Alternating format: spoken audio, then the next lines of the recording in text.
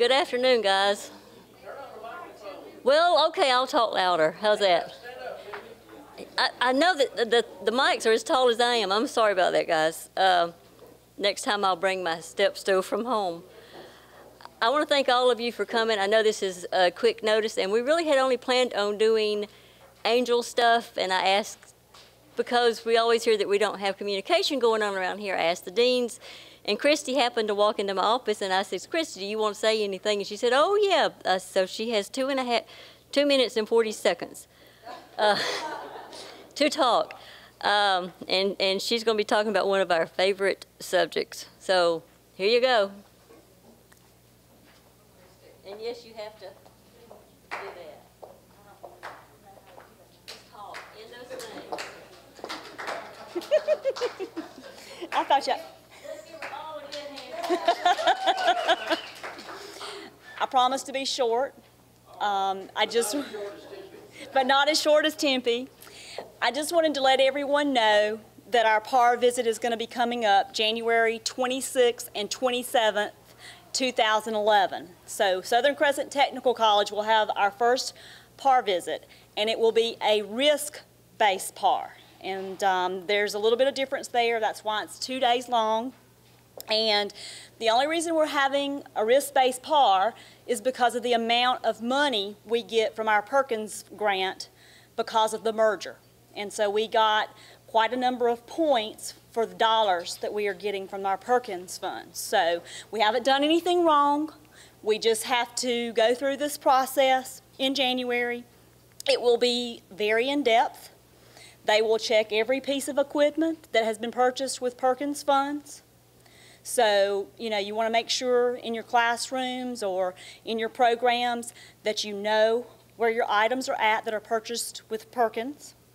And also, when you have a risk-based PAR, anyone who is paid from Perkins funds will be interviewed. Every single person that is their salary is paid will be going through an interview process. So those are the two major differences in a risk-based PAR. Now, I've provided a handout with some checklists. I'm not going to sit here and read it to you. This is just a simple tool for you to use so that you know what type of documentation that we want you to start collecting. So begin to pull your information for your programs together. I'm working with Academic Affairs and with IT to come up with a one-stop shop, so to speak, to hold all of our documents for PAR. So hopefully we'll have that ironed out here pretty quickly. But right now, just like everything that you see on these document lists, just be collecting them electronically so that we can put them into whatever format we develop for the forms. Work ethics. That's something that they will definitely check. The work ethics forms that your students sign each quarter. I don't know if everybody has been doing that, and I think Tempe's going to get that form back out and make sure everybody has it. But they will check work ethics forms, and they have to be signed by your students, and you need at least a minimum of 3/4 worth. So you definitely got to have spring, summer, and fall if they're going to be here in January. So that's why we're letting y'all know early.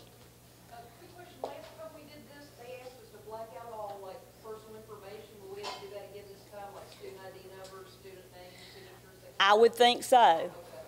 I would think so. But we have to have representative samplings of all work ethics forms from all programs. So that's why I'm telling you now, so you've got plenty of time. If you're not doing it, you've got time to get it done. And then the other thing is your all of your documentation. It has to be signed by the students. That is my understanding. That would be something.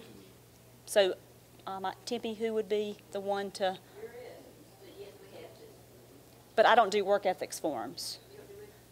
Did we have to have students sign them before? The forms themselves, there's no place for students to sign. Sally is there to get a 3 or a 1. Yeah. All right. At the top, they write their name, quarter, and stuff like basic general information, but there's no signature. On the bottom of the regular one that's up. As far as I know. Y'all had to look at it. Okay, so I got bad information, sorry. Okay, I'm learning too, so we'll get through this together. The other thing is we need to make sure we have all of our documentation for our program advisory committees, agendas, minutes, everything, because we will need 3 years' worth of that type of information when they come for the visit. So I just wanted to give y'all a heads up. That's all I'm here for. Like I say, I'll be learning this process as we go along, so y'all please bear with me. But I will be getting some help as well in May. So hopefully I'll get more information that I'll be able to share with you after May. So is there any questions at this point? What's a student training plan that's over 3 years? I don't recognize that. That will be something that I will be trained on, is all the different documents. So I can't answer that today, Greg, but I will find out for you. Anything else? Just one other, the difference, I guess, between number 13 and 15, if you can find out, what we file for those. I mean, we have, kind of a safety procedure or whatever in place. But Okay. I didn't know if there was a Right. specific document. Like I say, Serena Walker from the system office is going to be working with me, and she's actually going to come down and train me on what the exact documentation needs to be. So I will have more information toward the end of May. Did you already tell us when in here? Do you know the number of years we go back in 2 or 3? Because it is a risk-based PAR, we will be checking FY 2009, which starts July 1st, 2008, all the way up into the point of the visit in 2011. So they will be checking 3 years' worth. Anything else? Christie, so we should regard this as being just sort of an initial exposure that this is coming up. We're going to get a lot more guidance and direction. That is correct. To come, because all this is all new to me. Right, that is correct, Art. I'm just letting you know that we've been informed that we will be having this visit, and they will be working with me, and I will be working with you guys to make sure that we have everything in order that we need before January. Yes, ma'am. There are a couple people in this room besides me, but I think we started a tradition. The last time we had PAR, we have a PAR crate burning party afterwards. It was at my house last time. Everybody's I'm sure we will want to burn something after we have the PAR visit.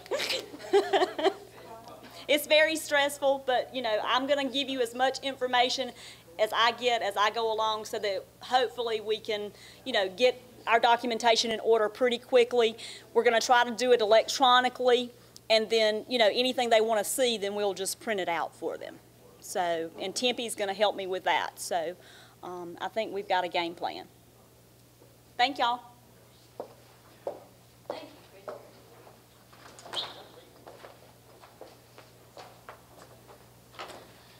I think probably the majority of us in this room have been through PAR several times. Well, I've only done it once, and I didn't know I'd be doing it this soon again, but here goes again. What has it been? It hadn't been 3 years, has it? Is it more like 2? Dr. Williams was still vice president at that point. So it's been about 2 years, hadn't it? Okay. So anyway, here goes again. Miss Becky, are you back there? Come on and share what you have. Make it all the way up there. Well, But I can yell. no, we need you on the... Oh.